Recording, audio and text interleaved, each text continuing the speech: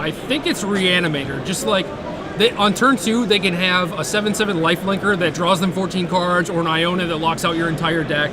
Obviously, there are cards that can beat it and are good against it, but I think that is the scariest deck.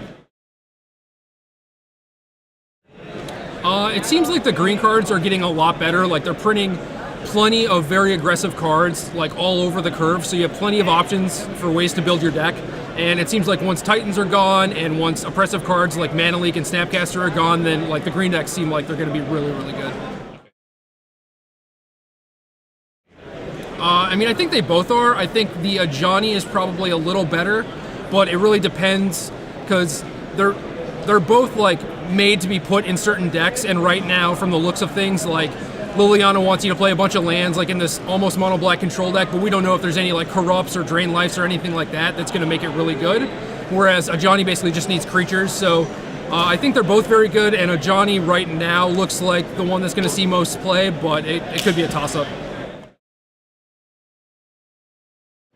Yeah, I fully expect something to change, and even though cards like Ponder are going to rotate very shortly, I think that will probably get the axe. I could see something like Delver getting banned as well, but there have been like these Delverless decks popping up that are still good even without Delver, so maybe that's not like the real issue. I think the fact that you get to like Ponder every other turn and get all this different card selection and stuff, like that's probably the most broken part of it. So once you cut that out, Delver and Snapcaster are a lot worse, so that's probably the oppressive card.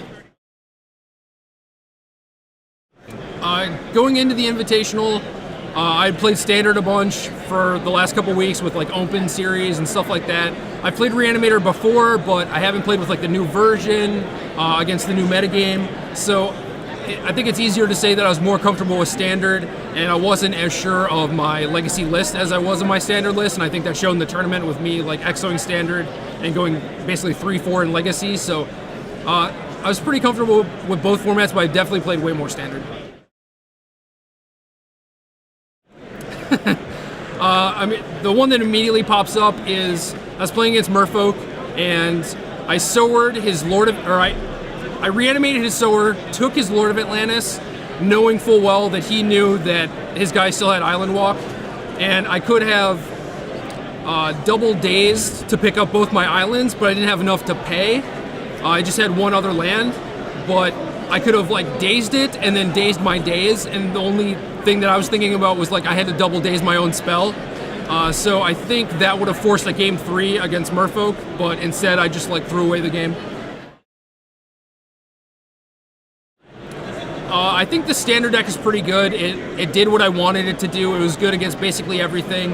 And there are some things that I'm thinking about for the Reanimator deck, like maybe play some Wastelands so that Karakas just doesn't KO you every game, and maybe change my sideboard a little bit. It was like very, very narrow, but in the end, that's kind of what I wanted it to be. So I think I'm going to play the deck again at Grand Prix Atlanta, hopefully get some more practice games in, and my list should probably be like 15 cards different maybe.